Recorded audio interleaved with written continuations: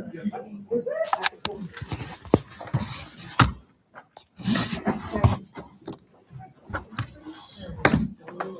Okay, let's see. Okay, we got everybody? We're live. Okay, all right. We're live, but I'm disorganized. There's the flag. Okay, that's a good start. Is everybody okay with the start? Yes, absolutely. Okay. You betcha. All right, so, I'm gonna call workshop to order. Should we wanna do we'll do the pledge when everybody gets here? Sure. We Yes. have to do it twice. Yeah. You don't know we're On a patriotic. regular meeting. Right, okay, cool. Obviously, I need another cup of coffee. So, I'm gonna call the workshop to order. I have a bunch of like little bits and pieces of things, but does anybody want to start? I'm not jumping at once. We defer to you. Oh, you do? Yeah.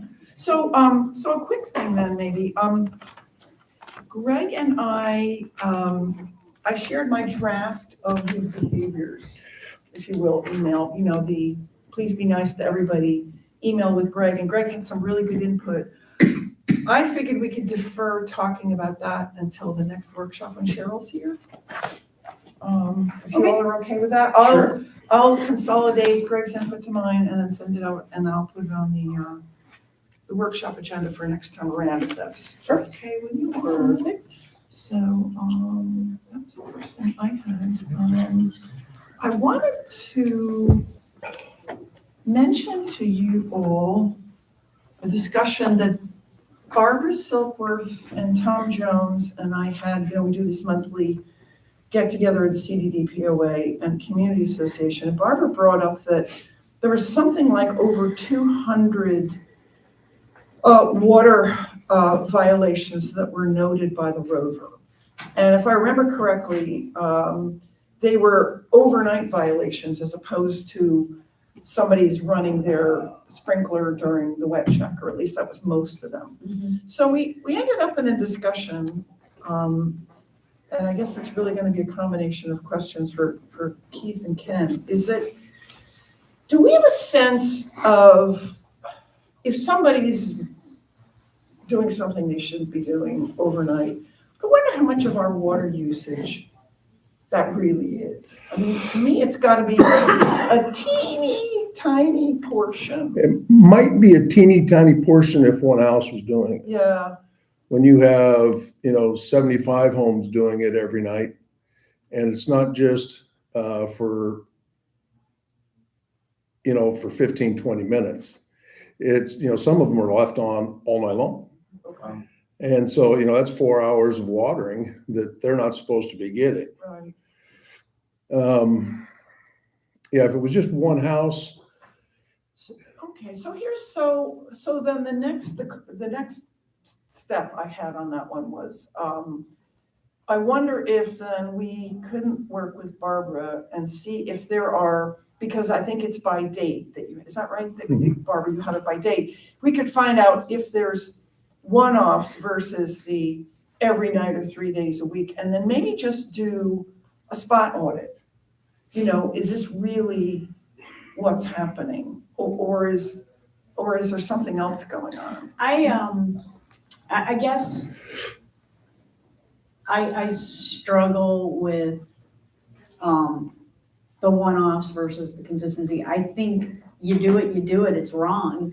And yeah, it might only be a little bit of a drop in the bucket, but what that says is that we're being complacent to allowing these people to just go ahead and water. Well, here's the challenge.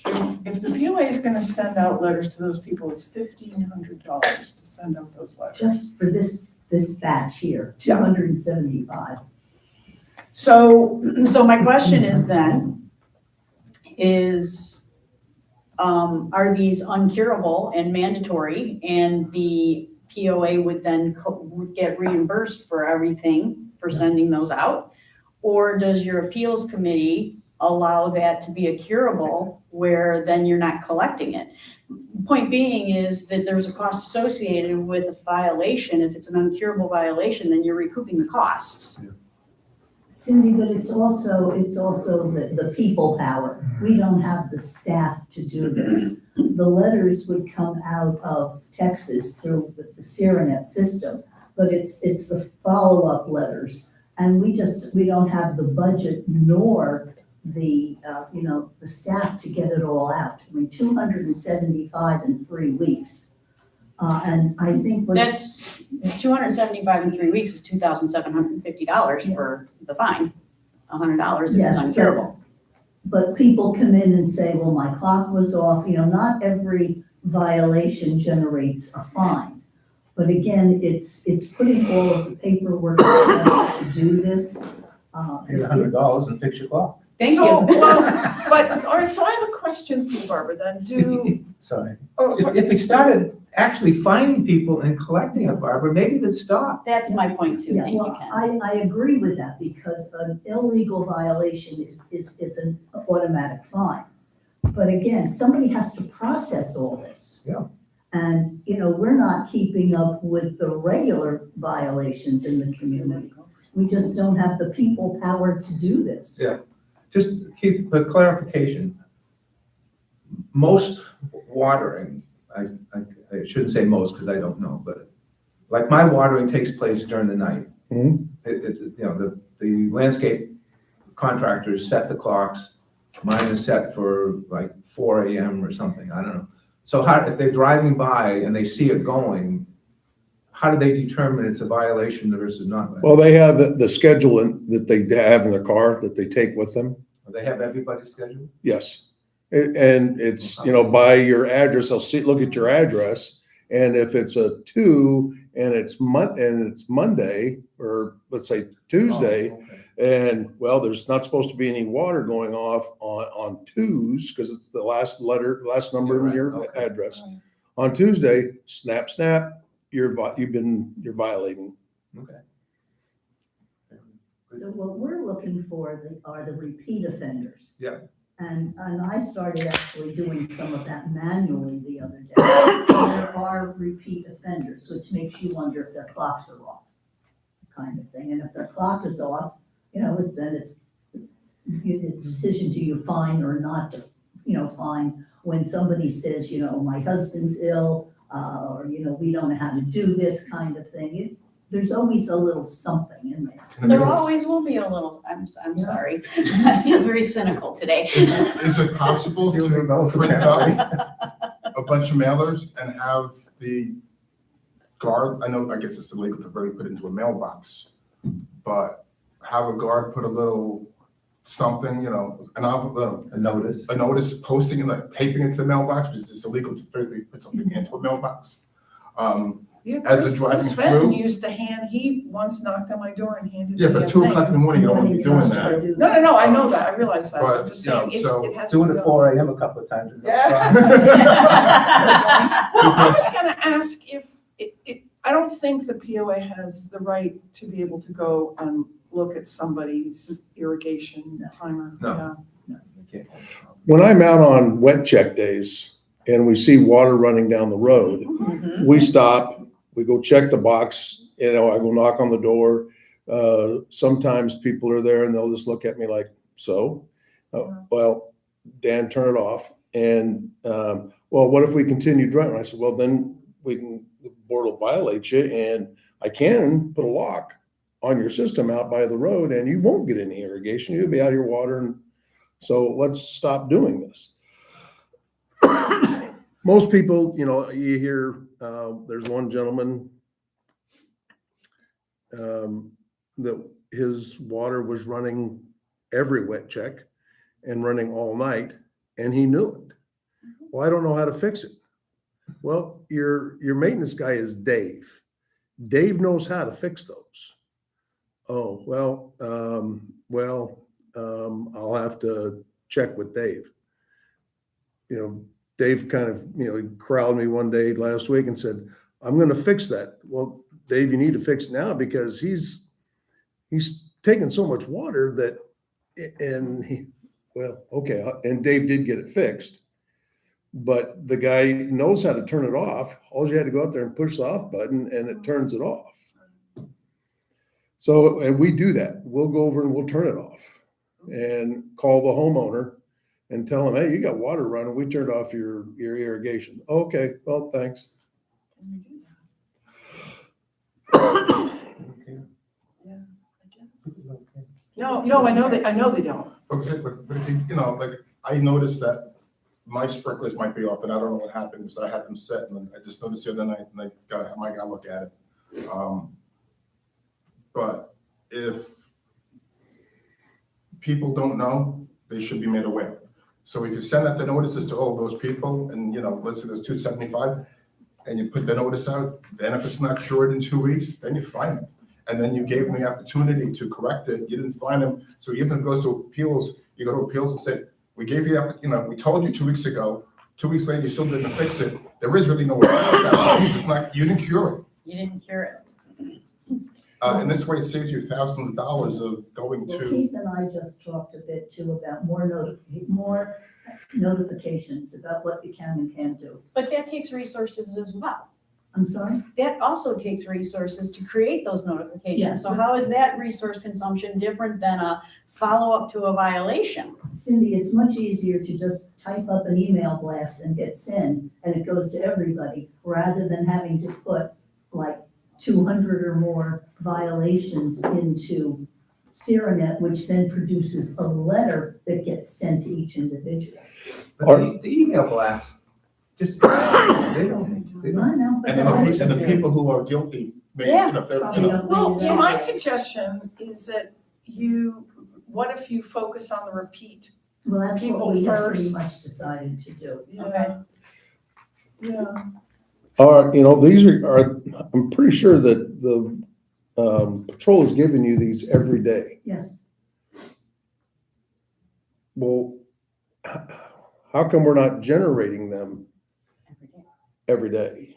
And rather than waiting for 275 of them to send out, you know, because there's only, you know, in 3 weeks, there's 275, you know, you get 5 in a day, you know, boom, it's just as easy and send it out that way. because we don't have somebody to put them in every day. We've actually had somebody one step over this POA office entering them.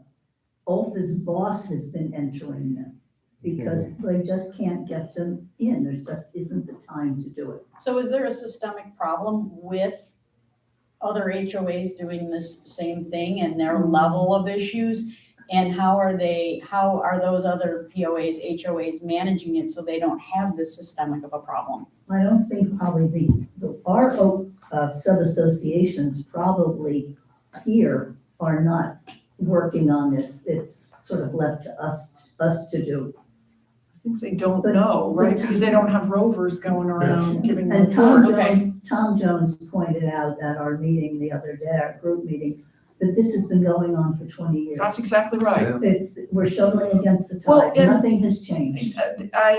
When I was on rules, I was a chair of rules for a year, and we typically had 150 to 200 open irrigation violations at every single meeting. Yeah. So we're open to any and all suggestions, but it's a people power person. We just don't have the staff to Well, it do sounds like you have a start then, the Yeah. repeat violators, and, you Yes. know,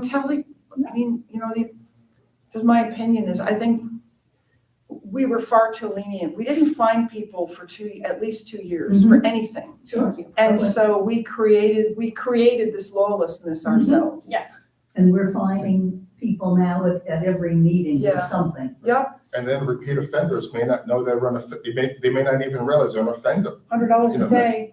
No, but they may not realize it. If nobody tells them, if nobody tells me that, you Yeah, know, the fair only reason I enough. noticed it is I Yeah. had to take my dog out at 4:00 in the morning, Right. and I saw my sprinklers, and I said, wait, but it was only one zone, so I don't know if it was an accident or something, and I gotta look at it. But some of these boxes might be broken, somebody may play with the timers, if somebody's power went out and came back in, the power, you know, it could have cycled through, or, I mean, the things do happen. Sure, And sure. if people don't realize it, So Keith, we could give, if Barbara has a list of, say, 25 egregious violators, maybe we can just track those and hang them. or notify them immediately with a little note in the mailbox. Well, that's what I'm saying. Yeah. Every day, if there's a violation, it gets posted to them that day. I mean, is there an email that can be sent out? Is that against the law to send out an email to them saying, hey, you're violating, and the next letter that comes to you will be a $100 No, I don't think $100 it's against the law. I think it doesn't fulfill the requirements of the law if you're gonna find somebody, but it's sort of like a shot across the bow is what you're saying. Yeah. Yeah. Will they let us do that, Barbara? Well, we could, again, somebody has to enter the email. Yeah. Well, we used to And do then, it. along with, all the other violations and Yeah, things that, we are trying to take care of. I got it. Yeah. People who rent their house without leases and, all those Yeah, other good I kind of know. things. Yeah. Mhm. Scary. Okay, so what's next? So where Shall we I keep going with going? this? Well, I thought that Barbara was gonna give, are you gonna give a notice to the people, the repeat violators? I don't think we're in it. I wanted your take We, on we are how big going the to issue make was. every effort to do that, to isolate the repeat offenders. Yeah, I mean, if you know it, I mean, to have, not that it's fun, but if there's a couple hundred people and, you have 5 POA members, if each one of you take a small section and just put, and then with the subcommittees. Yeah.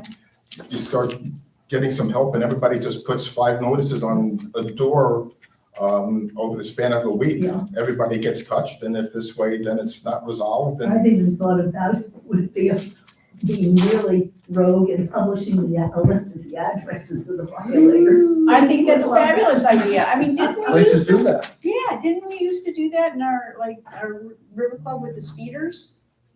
We used to list out when we had the traffic clock working, we would list out the number of speeders that we had and the rates that they were going over. the number, but that doesn't have a name on it. Okay, yeah, and you're Sort of speeding, shaming people. you don't necessarily know you're speeding. correct, correct, Which is why I'm trying to come up with a solution for the people who are just unaware. Well, so, They, I thought, and are, oh my God, I did not realize, I'm Yeah. so sorry, and I corrected. Yeah. It's not the same category as a guy a person who routinely sets it to go off every But you night. don't know that until you send them. No, a- that's what I'm saying, Yeah. you've got to notify somebody, that's what I'm Yeah. saying, you shouldn't publish it or do something until you give the omissions and mistakes It of could be, people a chance to. I'm inclined to think too, that some of these people are probably the very same people who don't realize that they have a dirty sidewalk or a dirty roof. Oh, they realize it, they just won't do anything Well, about it until they have they- to. exactly. You'd be surprised, dirty, that's not, Believe Well, me, maybe we've when- heard it all. it would be interesting to see if the list, if there's any correlation with the people who are also watering during the day. And maybe some of those. The are wet checks have been very limited. Oh. There are only like 5 or 6 wet checks on here. Because Interesting. we have sent notices about wet checks, a couple of key consent we've sent about wet checks. Yeah, all right, so at least we have a start We're here, working on it, yes, Okay. but just be aware, it's an awareness. Okay, Thank you. cool, thanks. Let's see. So should I just keep going? I'm a couple Yeah, bits and sure. pieces here. Sure. So, I know we had talked at some point about talking about River Club staffing, ahead of the budget. Mhm. But I'm thinking, especially since Cheryl's not here today and we don't have tons and tons and tons of time, that we devote a section of that to the workshop that's on the 27th. Does that make sense? Do we have, let me ask this, because one of the things that we had asked for was an organizational chart with high-level descriptions for this meeting. Could we get copies of that, not necessarily talk about it, and then we can spend a couple of weeks digesting? Yeah, Is that all right? okay. Can you send us the Pass the whole thing down. Just pass Take it one over. and pass it down. Take one and pass it down. Take the whole thing Thank and you. pass it down. When they're finalized. Perfect, thank you, Greg. Okay, All right, great. Then that'll give me a little bit of time to digest it. okay, great. Alrighty then, cool. So then I'll put on will you email that to Cheryl? I will hand it out to her and I'll email it when it's finalized. but I don't wanna have it as work in progress. Oh, I see, okay, because she's away, I think she just was going into Oh, the air yeah. right now. Okay, cool, yeah, I So- just don't want her to feel alone. This is current state. Current, Okay, thank you. current fluid. Okay. Current and fluid, okay. Do we, well, let me ask this, because it might be something that at least Cindy's interested in. Is our pool attendant still here, or did we lose her? I'll have to check with Luciano, I think that she's still here. Elena? Elena, I haven't yeah. seen any, separation. Okay, Speaking of that, I have a question for you. You know, it seems to me that there's been like turnover on the team. And, you know, so can you just share like how many people have turned over since you've been, since like December? I mean, since you've been, you know, to your knowledge, like how many people have turned over in the past couple of months? I don't know if I'm gonna be able to give you everybody's name. Oh, I don't need names, I just had like a ballpark. Is I it think 7, 12? Well, we've had 4 in the back of the house, Okay. and on my agenda for today, we've had, Michael actually gave me his resignation yesterday. Michael is the Tennis young man Michael? who Oh, Matt that's brought right. over. Okay, He's had a couple of back and forths where he was gonna stay. wasn't yes, gonna stay. yes, I knew that. Been on. So what's the overall consensus as to why folks are onboarding and then, Well, let me just go through a couple of more Okay. names, then I'll give you the Okay. ongoing consensus, and it kind of depends on which department they're in. okay? Ray, as you know, was our facilities director. Mhm. He was a little bit bogged down and frustrated with the processes of requests, proposals, get new, like, for example, the 2 HVAC units, this is what he came to me and talked to me about. He had 5 different proposals for the 2 HVAC units, and he just wanted to get them fixed. So he struggled with that a little bit. And then also, he didn't like working on the weekends. Okay. His wife, he has 2 small kids, and I think that she's having another baby. I replaced him with a gentleman who came in and worked 7 or 8 days. Mhm. And I've got his text. It basically says, I had no idea this was so much work. I'm in way over my head. It's stressing me out. Because we had a facilities meeting, and I sat down with him 2 or 3 days before this facilities meeting and said, you don't have to talk, you don't have to participate, I'll moderate this meeting. But we went through a list of geothermal, roofing, HVAC, just a whole bunch of stuff, and he kind of had a glazed over look on his face and sent me that text, which I can share with you if you want. Who else? We had a bartender, her and Anthony put in their resignation. I'll never forget, it was like my first or second day. What was her name? Alexis? What was her name? Alexis? Yeah. Was that her name? The bartender, dark hair girl? You mean recently? Well, no, November. Oh, that was Yeah, that's- Alexis. that's fine. Alexis. Yeah. You're asking about the last. Yeah, generally speaking, the last 30 to 60 days, and what's the, like, if you were to, first of all, do you do exit interviews with We these do, guys? yeah, we Okay. do. And what's the, like, the overall consensus of why people have decided not to stay? I don't think there's one overall consensus that I could say. I mean, I think it's more to do with which department you're in. Jordan, as you know, he was trying to get out for some time. We were never in a position, you know, when he worked here, when he got first started here, he got thrown into a role that really was not what he came here to do. It was overwhelming. It was a lot of work. Yeah, I know. Yeah. He stuck it out as long as he could.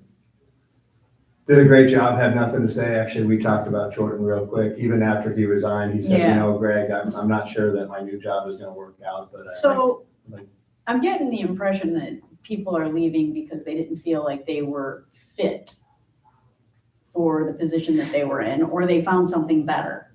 I mean, so Jordan thinks he's found something better, but he's not quite sure. Well, and it wasn't, when he started here, I don't know how long he worked here before Yeah. we came in, but that was not the role that he was in. Okay, sure. That's right. And then the maintenance manager, that just didn't fit for him. You say that, but Yeah, I don't think what that I'm was- hearing is something different. Yeah, What are you that's- hearing? that's not what That's I- why I'm asking. People are yeah. overwhelmed. It's People more are than they overwhelmed. bargained for. Mhm, mhm. Either didn't want to Okay, work that hard, or was it they were over their heads, or whatever? Or they were not fit into the position that they were originally hired for, or something along those lines. Okay, All of the above. I'm just curious. Okay, so it's more of a, Well, I think part of it, and I want to hear what you have to say, but I think part of it too is when you're onboarding an almost entirely new team, I mean, we have more new people than we have anybody with tenure. It is a transition, and it is a process of people coming in, experiencing whether it fits for them or not. I know we took the hard hit in the back of the house when we had 2 people in the same week resign and leave, and it just wasn't a fit for them. okay. It didn't go well. I'm trying to think of anybody else really from the front of the house, whether it's a bartender or a server. We haven't had a lot of bartender and server turnover. We have a bunch of new people that have actually acclimated quite well and are starting to thrive. So I guess, do you see these people, because I know there's always that learning curve and it costs money to hire people. Yeah, huge. And so my question is along the lines of, now that you're building this staff, are the new members of the team aware of what the requirements are and the work? Like, so I'm gonna use the maintenance manager, right? Obviously, the communication of what the role really entailed was not, he didn't get the message. It wasn't delivered well, or he didn't hear it correctly. Whatever the case is, he just realized all of a sudden he was overwhelmed. So I'm just trying to get a handle on it because I just want to make sure that once we bring people on board, that we don't continue to spend money on them losing them because they weren't aware of what the true requirements of the jobs were. That's all. Well, I think you could talk about it, but I'll tell you, 5 months in, I'm still trying to figure out what the job requirements and job descriptions are. I was advised really at our facilities meeting that we shouldn't have a facilities manager or a facilities director, and we should just hire people that really are more handyman and journeyman. You were at that meeting, wasn't that kind of the message? Yeah, I mean. I wouldn't that's say great. we should be making that Well, decision. No. I'm not saying we're making a decision, I'm saying that's what that was, obviously, we're not making decisions, that was our suggestion, is that's what we had in the past, we always had a person who was capable of doing maintenance. When I spoke to Bill had mentioned that was really what their thought too, was to have a person doing maintenance, and I said, and if you hire a person that can actually physically do stuff, we as a committee would be more than happy to still work on getting the proposals or whatever. But there's a problem with that, Yeah. which is, well, 2 problems that I see. Number 1, we hired a management company, and by contract, they are responsible for the physical plant. But number 2, yes, we have people in facilities right now who have good backgrounds. We may not always. But I'm not, What you don't know is we were begging for people No. to go on facilities 6, 7 years ago. When I got on facilities in 2019, the supervisor at the time said to me, "My condolences." No, seriously, No, I no, know. seriously, And we 'cause I was still- going on the and we committee. still have an issue, and that's what I'm saying, but at least as a short-term fix, I'm not saying this is a long-term solution, but in the short term, we need people who can physically do the work here. We have to get that done, we have big projects that can get done, we have a competent group of people right now that can help assist in getting quotes. Because to try to find a person who's capable of understanding the quotes to work on geothermals or air conditioners is not the same person who's gonna be sitting around with a wire cutters and a screwdriver. So if you want to add more, if you want to get a supervisor and then a maintenance person and have more, and increase budgets, which we don't have right now, you could do that, but our budgets are tight. Well, So- I think this is a Hampton proposal that has to be made to us, because I talked And to that's Ray what I'm before he asking. left. Okay, And I would add too, my sense is that Ray, this is a little bit of a stopping off point, I think, for Ray. I'm not sure he was gonna be a long timer here based on his background. But regardless, there's 3 buckets of things that, you and I talked about this, Greg, that there's the project stuff, there's the true maintenance, I wouldn't touch it because it involves a light socket, and then there's the garbage cans are overflowing or the toilet's overflowing, and so they're kind of 3 buckets of different things, buckets. and that's where I think you as the manager is gonna know Well, And and I then think that's that's why, that's why part I'm of- bringing this up, I'm sorry. No, don't apologize. These are good conversations, and these are actually conversations that are gonna lead right into the budget workshop and Yes. staffing. Yes, Because if you look at our budget, we have 1.5 FTEs for facility maintenance. My personal suggestion, it's closer to 3. I think there should be one lead facilities person who has the knowledge, the wisdom, the understanding, a little bit higher pay, helps manage the workers to do the work that needs to be done. Because every time we talk and have a different conversation, it's either geothermal or HVAC or roof. There's so many things that have fallen through the cracks and outlived their life expectancy. And a guy who turns a wrench or paints a thing on a wall isn't the guy. And even one of the guys, one of those 0.5 FTEs is responsible for court maintenance every morning. So when you take that, put that in the equation Right. at 6:30 AM, and then you open 7 days a week, there's just, between 1.5, it just doesn't work. I've got it on our agenda to talk about at our, and same thing with Bill and Jamie and everybody. We haven't dug in and peeled all the layers to the young end to see how many things have outlived their life expectancy and how many projects. I've got a list of projects I'm gonna talk about today that we've got balls in the air. Yeah. I mean, right now, Sunshine Lighting is changing out light bulbs that are 25 years old, and we already did it in the yoga room. But I've got Jim, who just came on board, who's on day 3, not changing the light bulbs, but overseeing, making sure they clean up when they get there, take stuff when they go. Our fitness equipment, another good example. Who maintains that? One guy every 3 months. One of the raised frustrations was he didn't know when that person was coming, he didn't know when that person was leaving. With the rack and fitness committee, we went into a dive, and I've had a couple of contractors come out and give us quotes on the floor plan, the space, the equipment we own, the electrical equipment that we own, but we probably should lease. So we have a service contract because those motherboards and computers are so expensive. Yeah. So all I'm saying is for 1.5 FTEs in the budget, to have somebody who oversees and instructs and manages all of the projects that need to be done. I'm not telling anybody here anything you don't know. The building is in rough shape. Well, it's 23 years Yeah, old. yeah. I'm not saying that. It is A lot of things are ending their life cycle. 100%. But because there wasn't a person on site who was responsible as a facility supervisor or manager, they let a lot of those things fall through the cracks.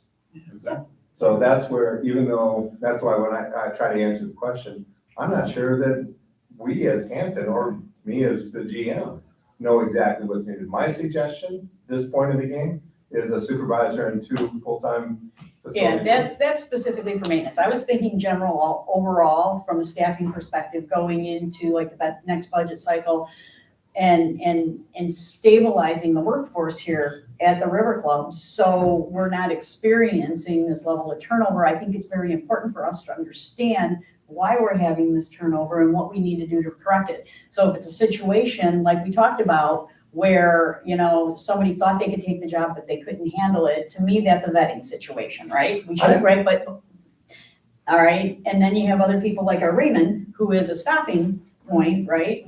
And then you have other staff, like the front house and the back of house, that all of a sudden say, well, I'm gonna take this job, like very much like a Raymond, and say, this is a stopping point for me to that next level.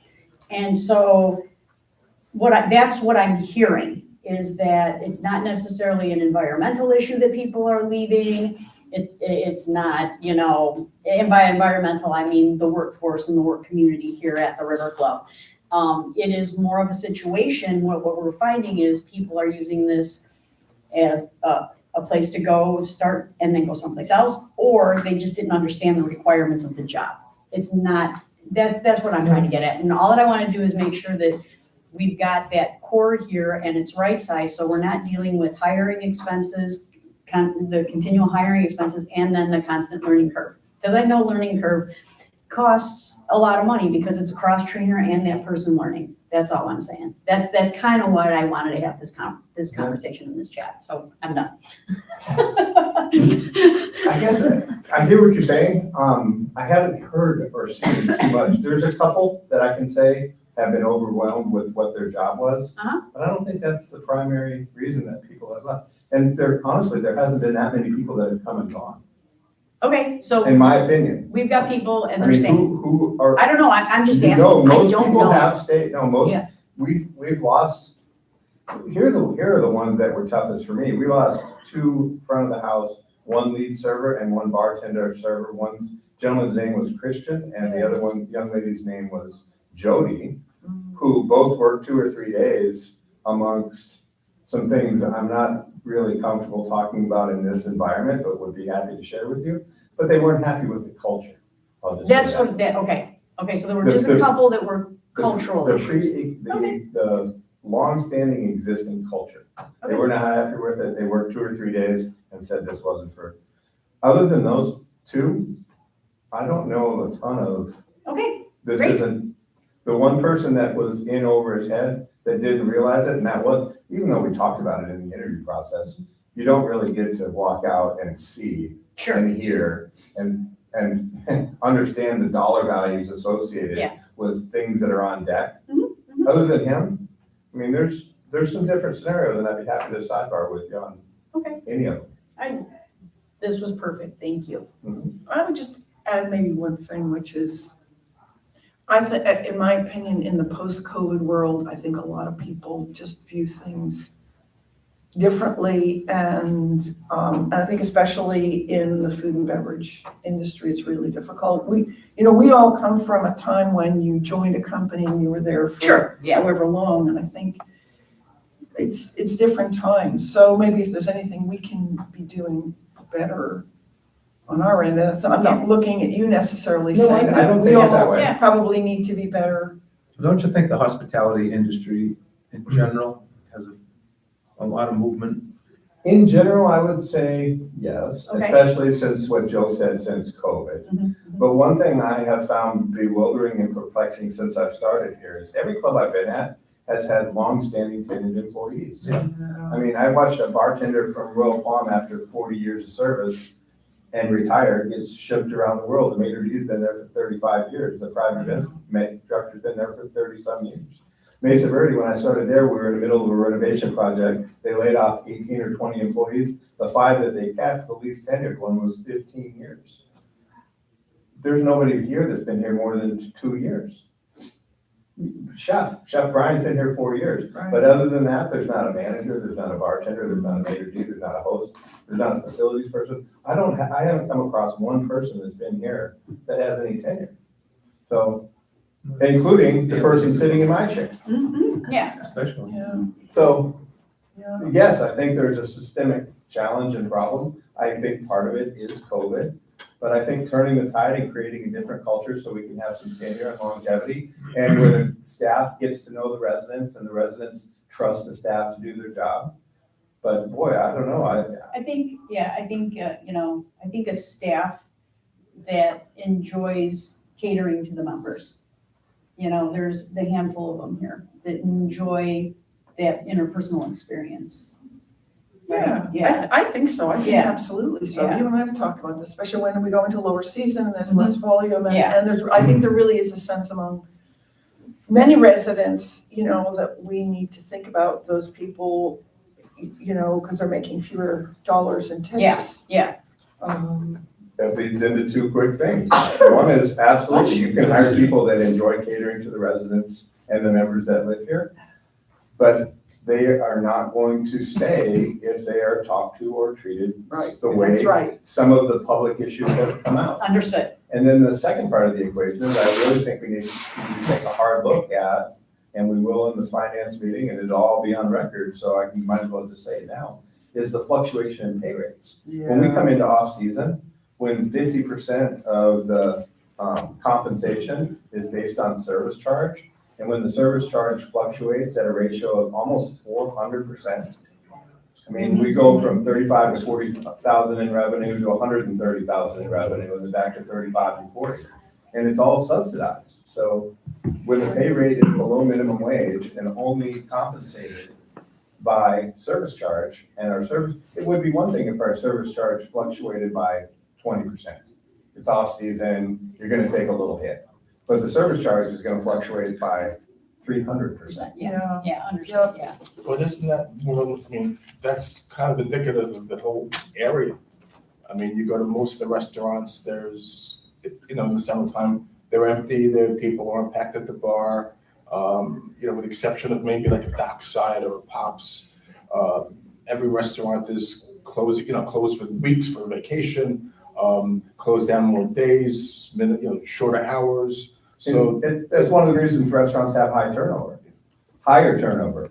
As a club, as an environment where you get to know the same people year after year, and, it's a different standard. Well, you're talking about creating something more stable. I'm talking about creating something more stable, an environment where people get to know. That's right. Restaurant, it's very transactional.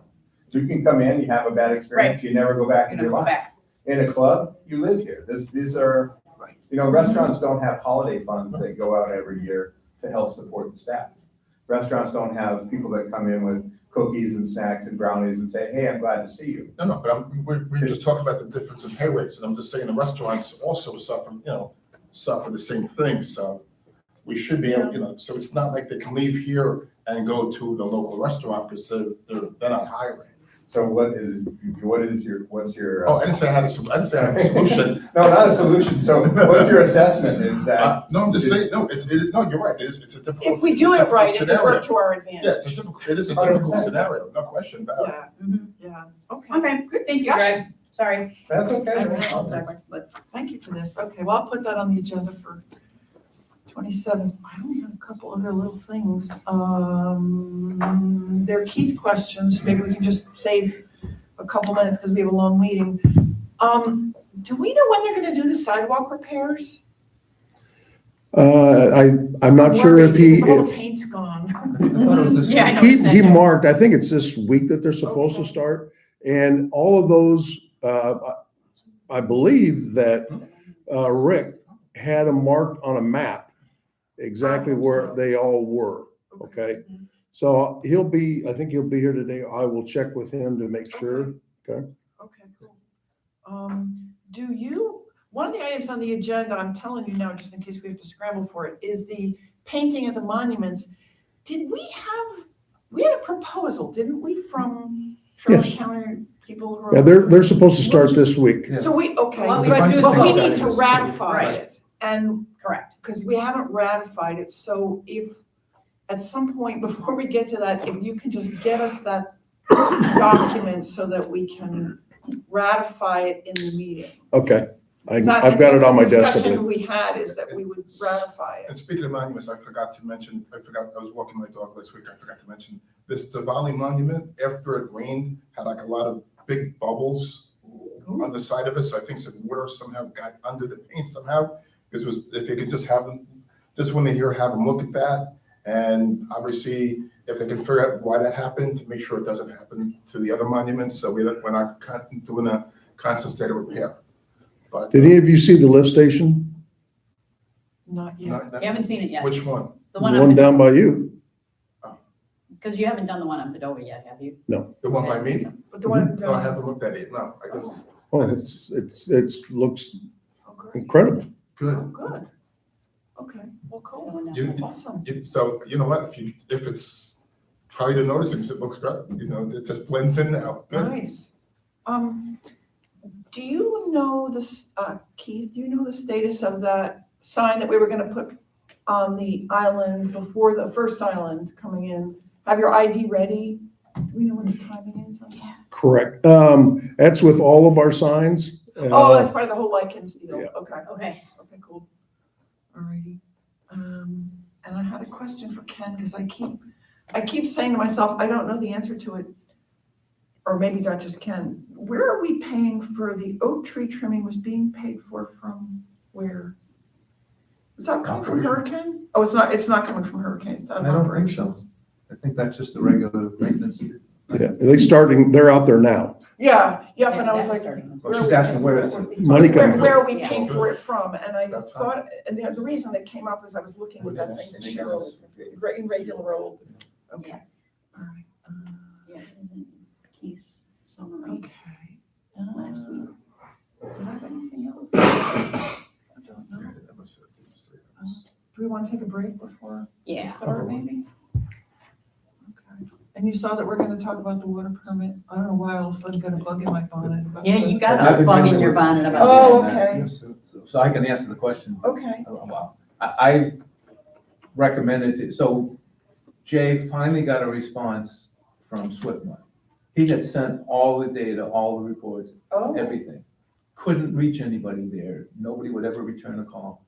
So finally, he connected with somebody, and the only response was, can you tell me your permit number?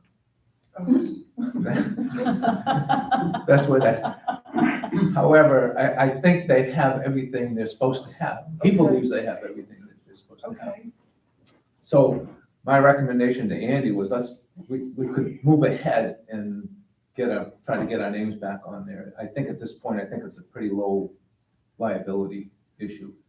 We had delayed Okay. because of concerns about if they came after right, the golf club, we didn't necessarily want to be a part of it. But I think we're past that okay, because they've submitted everything.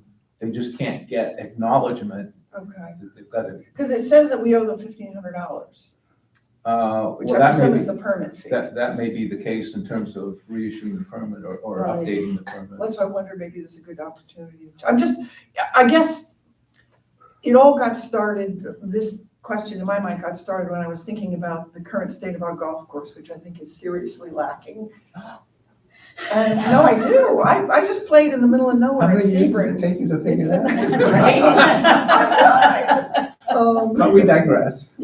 I spent most of my time in the sand traps in the woods, so, but. so I The two didn't- worst places. I didn't notice You the were fairways worried. were a mess, but, Uh, yeah, but, I thought, well, if something. We'll get his opinion, Yeah, but I, Yeah, it that's why it it seemed where like it came from. we're at a point where we could go to them now and say, hey, by the way, we need to get our names back on there. Yeah, okay, good. All right, cool. So do we want to take a quick break? Sure, yeah, that'd be great. 8-minute break and then we'll go back on the record and start over. Cool. All right. Where did you come from? Yeah. Okay.